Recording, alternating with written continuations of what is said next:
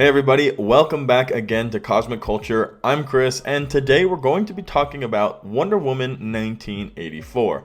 Now, right now off the bat, I want to go ahead and issue a spoiler warning. If you don't want to know some details that are probably true about the movie, I would recommend clicking away now. We're going to be covering some important plot details that have come out for the movie.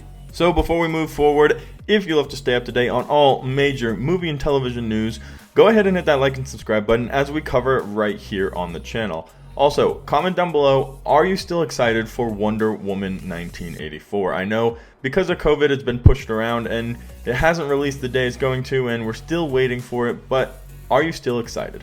So, because the movie's been pushed back, there have been a few things that Warner Brothers and DC could not control to prevent the movie from being spoiled.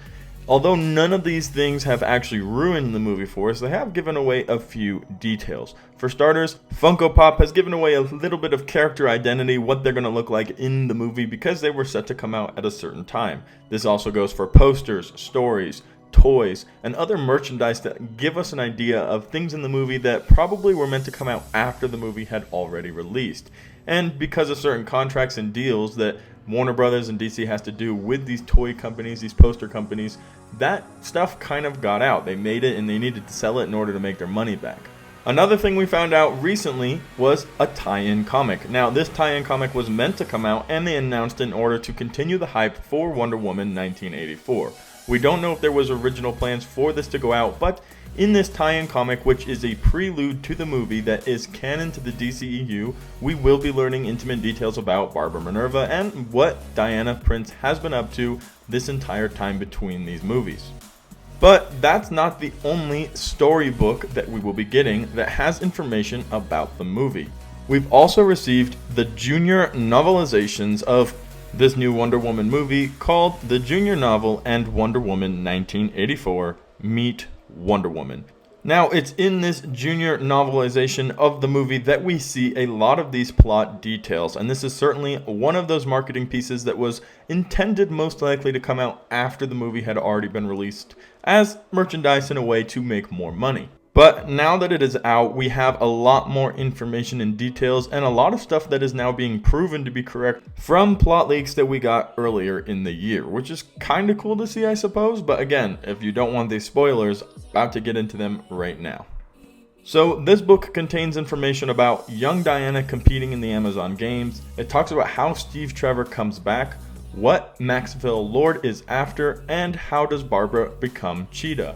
This also goes on to talk a little bit more about Barbara Minerva and how she becomes Cheetah, and also the state of mind of Diana and what she's going through in 1984.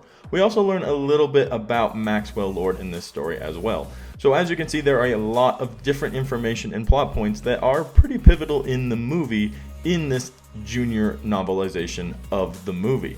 For starters, let's talk a little bit about the Amazon games. This is a part that I particularly am extremely excited to see. We get a little bit more of a backstory into young Diana, and we learn more about the Amazonians, and I think this scene or scenes that we get throughout the movies will have a very important part in the future of Wonder Woman and the franchise, as there are plans to have a spin-off movie about the Amazonian women. So we might get an idea of what to expect in those movies in these scenes. So basically what happens is in the Amazon games, when Diana loses, her mother encourages her to think about the Golden Warrior Asteria, who did not become a legend through acts of haste.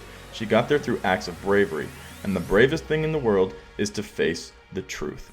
So we see here and we recognize a little bit about why we will see a flashback to the Amazon games. This is a time when Diana Prince loses, and her mom encourages her to think to the Golden Warrior. Now, that is obviously a direct foreshadowing and reference to the suit that she will have later on in the film. There is no shortage of images of Diana Prince, Wonder Woman, wearing this amazing golden suit with the big, amazing wings in the back. So now we have a little bit more of an idea of how she comes to get that, and that is by achieving the bravery and the truth behind the warrior who wears the golden armor. The next thing we want to talk about is, where does Steve Trevor come from? And what is Maxwell Lord after? How does Barbara become Cheetah? The answer is all the same thing, and it is an individual item called the Dreamstone. Now, we actually have gotten a glimpse of what I believe is the Dreamstone in an Entertainment Weekly photo. You can see it here on the desk. Both Barbara Minerva and Maxwell Lord are looking at it, and I believe this to be after they have used it to gain what they want. You can see Barbara has made some type of a transformation from what we saw in the trailers, where she was dressed in baggier clothes with big glasses on and a little nerdy, and now she has more of this sexy bravado about herself that is more in line with the characteristic traits of Cheetah. Also, to give credit to the idea of the Dreamstone, this is actually a plot leak that we got a long time ago, and Cosmic Warren himself did a video on the Dreamstone and how that has a huge effect in the plot. So after hearing about it in a plot leak earlier on, seeing it in the Entertainment Weekly photos, and then hearing about it yet again in the junior novelization of the movie, I would almost say you can expect the Dreamstone to be the main plot point of Wonder Woman 1984. It's what Maxwell Lord is after, it's what Barbara uses to become Cheetah, and it is what Wonder Woman uses in order to bring Steve Trevor back. What we don't know, however, is what are the problems that the Dreamstone will create. It turns out, according to this junior novelization, that it was made by the God of Lies. So, using the Dreamstone is going to cause some time of setback, and like with most movies and wishing for things, there's usually a catch. So throughout the movie, we will get to find out what the catches are and how Diana, Steve Trevor, and others choose to make amends for those issues. This leak goes on to state both Barbara and Diana encounter the stone at the Smithsonian. It was part of a collection of stolen artifacts that were being smuggled into the United States. Diana knows that, like her lasso, it contains the power of the gods. It's unclear whether or not she knows it's the God of Lies whose power is contained in the stone before she makes a wish for Steve Trevor to come back. But we are also aware from the first trailer, where she talks about how she was in love once, that she still often thinks of Steve and misses him. So it's possible that she knew that and was willing to take the risk in order to get Steve Trevor back, or it's possible that she doesn't know and she will find that out through the movie and then have to make amends. We also find out further details about Barbara Minerva and her character and how she becomes Cheetah. Barbara is frustrated with Diana and wishes she could be like her. Barbara seems to struggle socially and has self-confidence issues. These personal struggles and her proximity to the Dreamstone contribute to her becoming Cheetah. That's what the book has to say about Barbara Minerva. It's kind of on the nose, and I think most of us had figured out that there was a way that she transformed, and having heard these plot leaks earlier, it seems to connect very well. It goes on to talk a little bit about Diana's state of mind and how she is in this time in 1984. It says, Diana has been helping people and doing good since we last saw her in 2017's Wonder Woman, which was years and years before 1984. However, due to losing Steve and all she has seen throughout the years, she will be emotionally distant at the start of the film with no real connections. And that's what she does. She's working in what appears to be the Smithsonian and running around and helping people. She has one friend, Barbara, who has self-confidence issues herself, and she isn't making any real allies or connections. So that is what's going to lead up to her wishing for Steve Trevor to come back using this Dreamstone. We also learn in this details a little bit more about Maxwell Lord. Diana first sees Maxwell Lord in a television commercial and immediately distrusts him.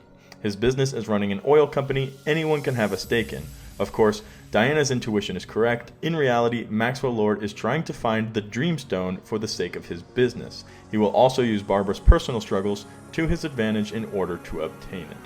So that actually tells us a lot. Diana automatically knows Maxwell's up to no good. However, Cheetah doesn't, and he uses her personal struggles as an advantage to obtain it. So she may be tricking Barbara Minerva into giving it to him, and then she becomes this villain because he offers her these powers, which will be coming from the Dreamstone. The only other thing that this could possibly mean to us is potentially a team-up later in the movie between Wonder Woman and Cheetah.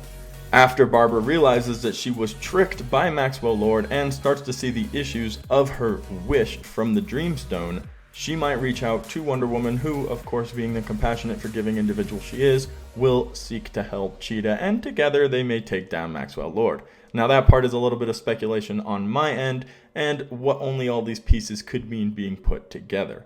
But for us, that is the leak that was put out in this book. The junior novelization of the movie certainly was probably meant to come out after the movie had already released, but again, because of COVID-19 and everything kind of getting pushed back and washed, some of these things are starting to come out a little bit earlier than they were meant to, which means we get to read them a little early.